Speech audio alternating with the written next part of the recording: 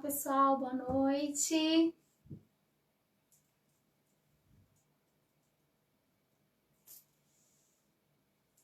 Sejam bem-vindos à nossa live de hoje.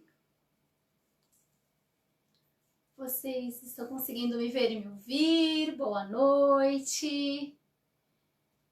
Bom dia, pessoal que está no Brasil. Boa noite, pessoal do Japão. Sejam bem-vindos à nossa conversa de hoje. Se vocês puderem me dar um retorno de que ok o áudio e vídeo, eu agradeço, gente, para saber se o som tá bacana e a imagem também. Sejam bem-vindos. Hoje nós vamos conversar sobre TDAH, transtornos de déficit de atenção e hiperatividade, e TOD como comorbidade. O pessoal que está chegando, boa noite, sejam bem-vindos. Enquanto vocês estão entrando, eu vou pedir só para alguém que puder me dar um ok aí de áudio e vídeo, se vocês estão conseguindo ouvir e ver bem. Me deem um retorno, por favor. Enquanto isso, eu vou me apresentar. Eu sou Viviane Gomes, sou neuropsicopedagoga e atuo aqui no Japão em atendimento com crianças e adolescentes e adultos com dificuldades de aprendizagem, transtornos e distúrbios do neurodesenvolvimento. E venho aqui no Portal Me quinzenalmente, através das lives, para a gente conversar aí sobre desenvolvimento infanto-juvenil, sobre neurodesenvolvimento e sobre questões de aprendizagem, né? Dificuldade de aprendizagem também. Então, pessoal que está chegando, boa noite. Bom dia, galera do Brasil. Hoje nós vamos falar sobre o TDAH e TOD. Então, se vocês tiverem alguma dúvida, se vocês tiverem alguma pergunta, se quiserem saber de alguma coisa, ou se tem alguma criança, algum adolescente, ou até mesmo algum adulto que está passando por esse processo, ou das coisas que eu vou conversar com vocês hoje aqui, vocês podem comentar, que eu consigo ver a mensagem de vocês. O que eu não consegui responder durante a live, eu falo com vocês depois no inbox, ok? Mas sejam todos bem-vindos. Boa noite, Sebastião, tudo bem? Vocês estão conseguindo me ouvir, queridos? Me ver direito? Porque eu acabo ficando sem o retorno de vocês. Sejam todos bem-vindos. E aí hoje a gente vai começar então o nosso bate-papo sobre TDAH e TOD. A nossa série de lives, eu já venho falando para vocês as questões que permeiam, né, que fazem parte, assim, os sintomas do transtorno de déficit de atenção e hiperatividade. E hoje vamos trazer aí o TOD, né, que é que também é um transtorno de conduta, né, um transtorno de conduta e emoções, e que junto com o TDAH dá uma dificultada aí na vida da pessoa, vamos dizer assim. Então hoje a gente vai conversar um pouco sobre isso, tá? O TOD é um transtorno também, né? Conhecido como o transtorno opositor desafiador. É um transtorno que faz com que as crianças e os adolescentes tenham um comportamento com um nível de agressividade muito grande, né? Então ocorrem alguns episódios aí de birras, de situações agressivas um pouco mais fortes do que só quando a gente apresenta o TDAH, né? Ou seja o TDA, ou seja o TDAH.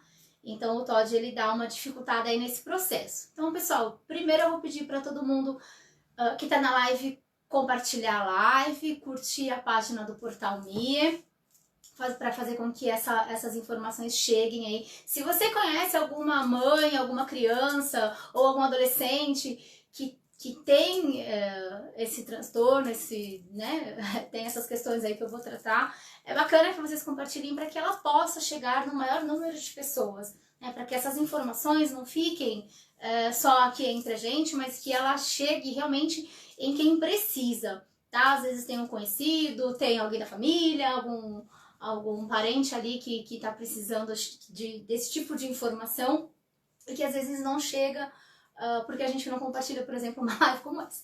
Então, galera, todo mundo aí, por favor, né? Então, vamos lá. Vamos trazer aí o que o TOD, o que esse transtorno opositor desafiador faz com essa criança e com esse adolescente. Como eu falei no início, o TOD o TOD, ele é um transtorno de conduta e emoções.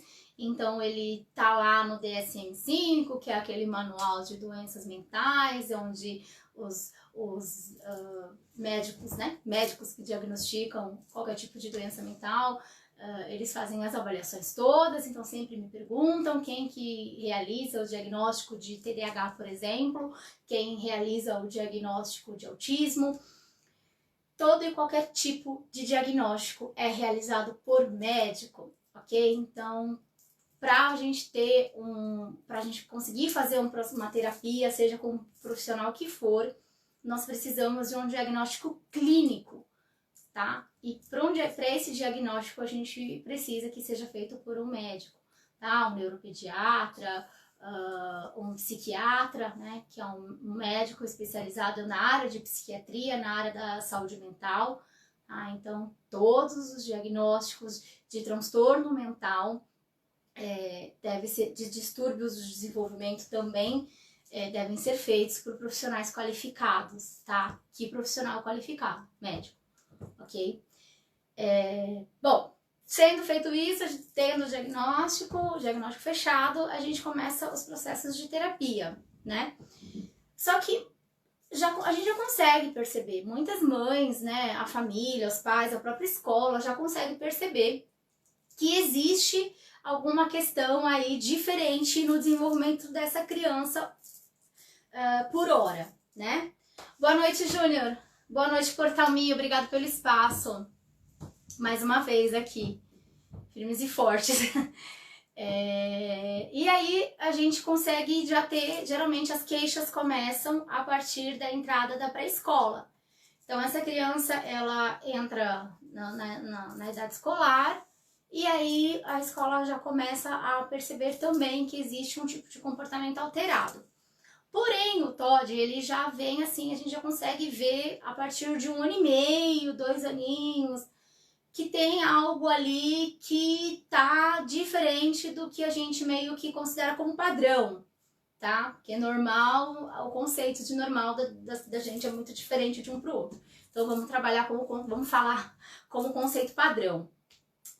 Boa noite, Leni Tanaka, tudo bem? Seja bem-vinda. Pessoal que tá chegando, boa noite.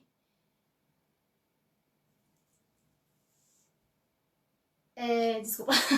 Então, a gente já consegue perceber lá desde os pequenininhos que tem algo ali que não está de acordo com o esperado. Niel Leite, boa noite, seja bem-vindo. Se vocês tiverem alguma pergunta, vocês podem colocar aí no comentário. Se no decorrer da live, de repente eu já falei de um assunto e alguém tiver alguma dúvida, o pessoal que está aí desde o começo, se vocês puderem responder, né, para quem meio que chegou no meio ou pro final, vocês me ajudam bastante também com isso, tá? Então, por favor, ajudem aí. Niel, sobre o que? Hoje nós vamos falar sobre transtorno opositor desafiador, aquelas crianças e adolescentes que dizem não para tudo, que existe um desrespeito fora do comum com a figura dos pais, com a figura de uma autoridade. Então é um desrespeito além do normal com pai e mãe, com família, com escola, com terapeuta ou com qualquer outra figura de autoridade. Então a gente está falando nessas lives sobre o TDAH, que é o transtorno de déficit de atenção e hiperatividade, e hoje nas séries de live estamos trazendo o TOD como comorbidade. Na verdade é um transtorno que nem sempre, tá? Nem todo TDAH tem TOD, nem todo TOD tem TDAH, mas é uma combinação aí que por vezes acontece. Então existe uma probabilidade aí de 25 a uns 40, 45% de chance de quem, né, tem o transtorno de déficit de atenção e hiperatividade ter também o transtorno opositor desafiador. tá? É sobre isso que a gente tá falando, Aniel.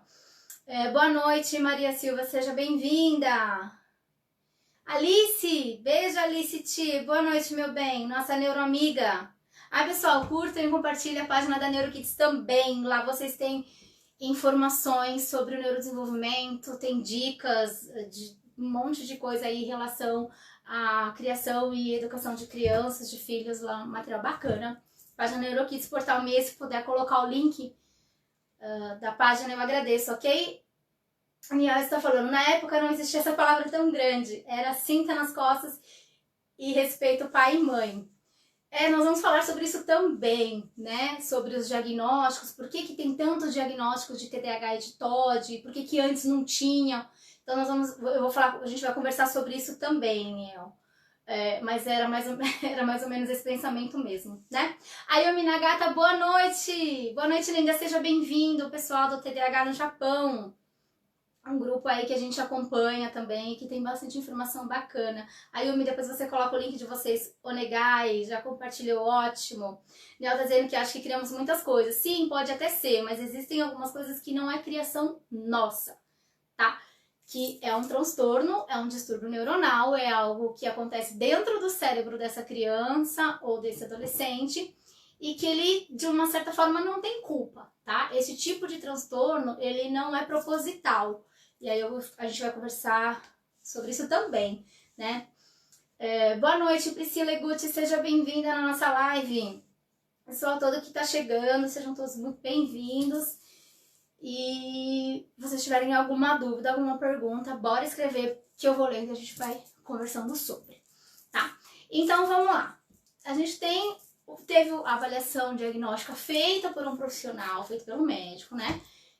Foi diagnosticado que existe a questão do TDAH, ou só o transtorno de déficit de atenção, ou o déficit de atenção e hiperatividade, né, que os que caminham juntos. É possível ter só a questão da hiperatividade, o déficit atencional é quase nulo ou muito baixo, então é possível ter esses 3 caminhos aí.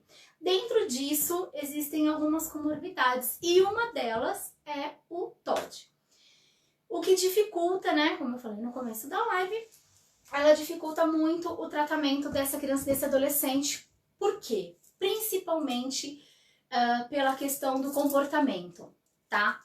Existe é como se fosse um plus, fica muito mais difícil o comportamento dessa criança quando ela tem esses dois transtornos juntos, tá? E eu vou explicar pra vocês por que a gente fica um pouco mais difícil nesse sentido.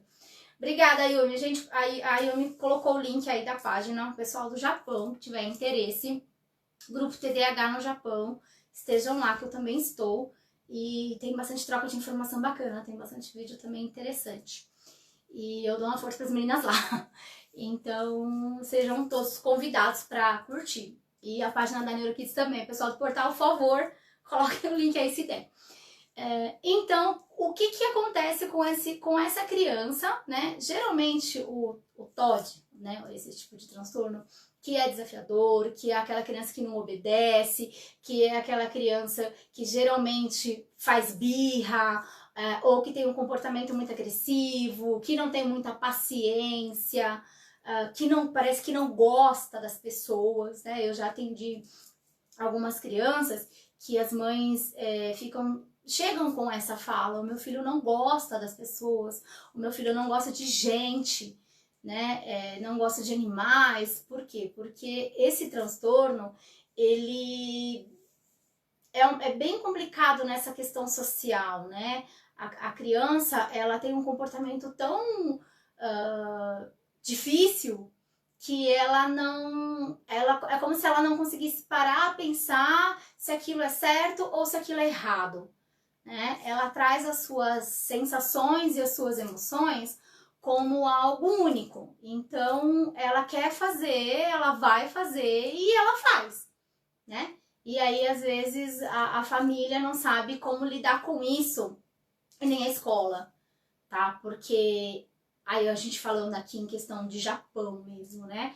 Nós sabemos que o ensino aqui, ele é extremamente regrado, né? A escola, o respeito que a gente tem, que eles têm que ter pelos professores, pela hierarquia, né?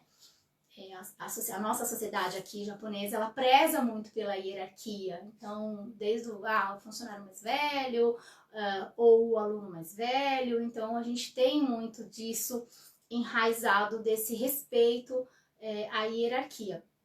E o Todd, ele não respeita nada, né? Não respeita nada e não respeita ninguém. E aí uma criança que tem esse transtorno de oposição, esse transtorno desafiante, que a própria sigla fala, né? Ele se opõe a tudo e ele desafia a tudo. Principalmente essa figura de uma hierarquia ou uma figura de autoridade. É geralmente ali que o embate é um pouco maior, tá?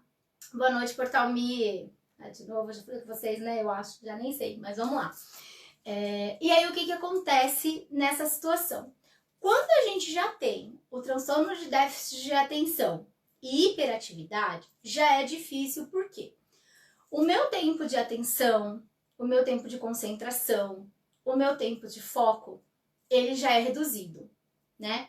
E se eu não tenho atenção em algo que eu tô fazendo, geralmente aquilo dá errado, eu não consigo terminar, eu não consigo ter a atenção necessária para aquilo. E aí o que acontece? Geralmente eu perco a paciência de estar fazendo alguma coisa naquele sentido que eu precisava ter a atenção que eu deveria ter. Então o TDAH já faz um barabará aí na gente, no nosso comportamento, no nosso trabalho, no nosso estudo, no nosso dia a dia. Então ele já dá uma dificultada. Quando eu tenho todo esse déficit de atenção, de concentração, de memória, e ele acarreta num déficit de desenvolvimento, sim, porque eu trago um monte de lacunas, um monte de dificuldade durante esse processo de desenvolvimento. Já por causa disso, quando chego num processo que eu tenho que lidar com todas essas questões, mas o TOD, fica muito mais difícil, porque a impaciência impera, né? A agressividade impera, essas explosões de comportamento, esse mau comportamento, ele fica muito mais visível e ele fica muito mais frequente, né? Quando a gente trabalha, quando a criança apresenta os dois. A Yumi está dizendo, as famosas crianças dadas como temperamentais brigam com adultos ou a figura de autoridade de igual para igual. Sim, que é o que o Niel estava falando lá no começo, né? Nesse sentido, de que isso há um tempo atrás era lidado, era resolvido, né? Na cinta, ou enfim.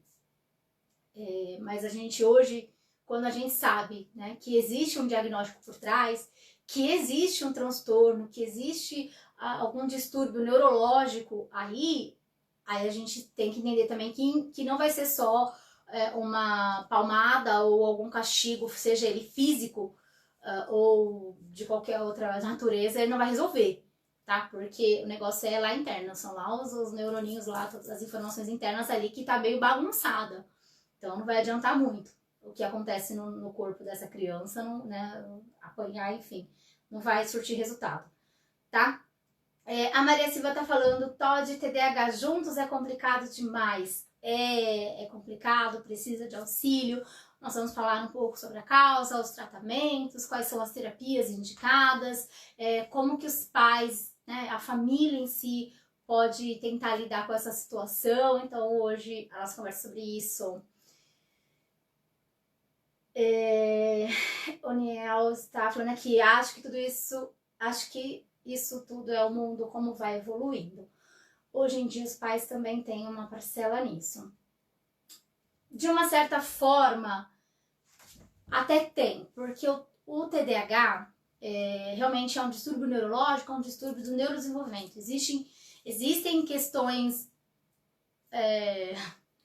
neuronais aí, a nossa circuitoria neuronal ela não anda da forma como que tem que andar, e aí ela tem um tiltzinho lá, vamos dizer assim, que realmente faz com que essas nossas habilidades que nós temos dentro do TDAH, ela fica mais difícil, que atenção, concentração, memória, habilidades manuais, enfim, um monte de outras coisas que ficam comprometidas por essa questão do transtorno mesmo.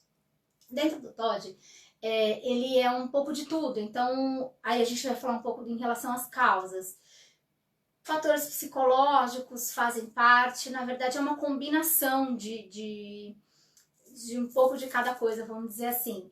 A questão ambiental também, então onde essa criança está inserida, a forma com que essa criança, o ambiente onde ela vive, então tudo isso também junto com os fatores psicológicos e com genética, tá? Então existe aí também uma questão genética, então não necessariamente hereditariedade, tá? Genética e hereditariedade são coisas diferentes, né? Às vezes pula uma geração, mas a coisa pode aparecer. Tem um irmão que desenvolve e o outro não desenvolve, tá? Então é bem complicado da gente conseguir ainda, na verdade, por mais que se estude, a gente não consegue chegar numa causa específica pro TOD, tá? Me perdi. Ah, tá. O Neo tá falando, né, que estabeleça regras e limites dentro de casa, isso vai ajudar tudo. Sim, principalmente nessa questão ambiental. Então, uma das dicas que a gente acabou orientando os pais dentro do processo terapêutico é tanto as crianças com TDAH, tá, quanto as crianças com TOD, assim como as crianças que têm uma dificuldade maior de assimilação de conteúdo ou de assimilação de informação, todo e qualquer tipo de comando e de informação tem que ser claro, curto e coeso. Então eu preciso de uma informação que chegue na criança de uma maneira sem muita interferência ali. Por quê? Porque esse cérebro já tem interferência suficiente para dar contas, né? Dar conta de tudo aquilo que acontece internamente. E o TOD geralmente, nas crianças pequenas, né? E como eu falei, 1 ano e meio, 2 anos, os médicos já conseguem diagnosticar. Então os pais já percebem que existe algo ali que está fora dos padrões. E aí, dentro da escola, a coisa eclode, a coisa explode, na verdade. E geralmente começa aí um processo de terapia, mas o quanto antes também melhor. Por quê? Porque dentro do processo de terapia, com profissionais, né, psicólogo, psicopedagogo, consegue trabalhar essa questão do rendimento, do desenvolvimento. Até então a gente precisa que seja um desenvolvimento dentro do padrão, mas precisa controlar a questão da emoção, da raiva, da birra. Então, quanto mais cedo, melhor, tá? Porque acaba sendo um transtorno aí que tem a sua maior incidência em crianças, tá? Acontece, a gente percebe sempre já em criança. Na fase da adolescência, eles levam também isso para a fase da adolescência, por isso que precisa ser muito bem trabalhado dentro da primeira infância, dentro da fase desse momento aí de enquanto eles são crianças, para que cheguem na adolescência de uma maneira mais controlada, tá? De novo, todo tipo de transtorno, a pessoa nasce, cresce e morre com ele, tá? A gente aprende a viver com ele, aprende a desenvolver habilidades sociais, então aprende a se controlar, a se regular, a não sair gritando e não sair brigando com todo mundo, tá? Então isso é feito dentro do processo terapêutico.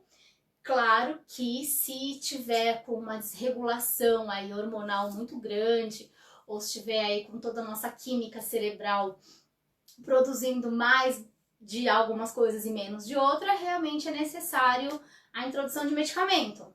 Só o processo de terapia comportamental ele não funciona. Aí a gente precisa sim de uma questão medicamentosa, mas aí vai de caso para caso também, enfim, né? Isso aí tem que ser tudo avaliado por profissionais da área. Maria Silva tá falando, palmada nesse caso só piora. Geralmente a gente fala que eles se desregulam mais, Maria, é bem por aí mesmo. Porque a criança já tá num processo que a gente considera como birra, mas a gente precisa perceber se também não é um processo de crise. Dentro do TOD, eles fazem meio que proposital algumas situações, tá? Diferente do TEA, né, do transtorno do espectro autista, que eles entram numa crise ou eles têm um comportamento adulterado, às vezes até autoagressivo, de jogar as coisas no chão, o que as pessoas falam, que é mal educado, né? As pessoas leigas que não conhecem sobre a questão e aí acaba tendo essa visão. E eles entram nessa crise e aí já não é uma birra, tá? Dentro do autismo é um processo de crise mesmo, é uma desregulação, ele se desregula e aí ele entra, entre aspas, nesse processo de birra, que na verdade não é uma birra, tá? É uma crise. Mas dentro do TOD, eles têm consciência do que eles estão fazendo, né? Apesar de ser um transtorno também, eles não conseguem muito segurar, mas eles sabem que aquilo é errado, tá? Então, quanto mais incisivo você for, claro, a questão da palmada, de você bater, enfim, eu acho que isso tudo, os pais precisam ter uma consciência do que é certo, do que é errado e de como naquele momento evitar tal situação. E o melhor processo terapêutico acaba sendo sempre aquele que os pais acham que é o melhor. Então, a gente só precisa que vocês sejam orientados a fazer o que é melhor e o que é correto. Mas, enfim. Desculpa, gente, peraí que tá subindo umas coisas. A Yumi tá falando, exatamente, agressão e raiva não se resolve com agressão e raiva, né? Porque eles já estão desregulados. Aí se pega um adulto que também tá desregulado, a coisa só piora. Então, a gente tem também, na orientação dos pais, a gente conversa muito sobre isso, para que eles não entrem no clima da criança, vamos dizer assim. Não entrem na vibração do que está acontecendo ali, né? Algum dos dois ali precisa ser o par evoluído, né? A pessoa que está ali para organizar essa situação toda. Mas também, gente, os pais precisam sim ser firmes, tá? E ser firme não necessariamente é ser agressivo, mas precisa ser firme com essas crianças dentro desse transtorno, porque eles já se opõem ao outro, eles já se opõem a ordens e a comandos, eles questionam tudo, isso tudo muito pequenininho, 2 aninhos, 3 aninhos, 4, 5, 6, 7 aninhos, e estão ali no embate, né, com qualquer tipo de figura de autoridade. Então isso também não é bacana, né? Então essa questão da firmeza dos pais, de saber como orientar, ela é necessária, tá? A Ana tá falando, antes de palmadas, dê atenção à criança assim que nascer. Se a criança tiver atenção, ela vai aprender a controlar a própria impaciência. Sim, que é o que a gente fala de treino de habilidades, né?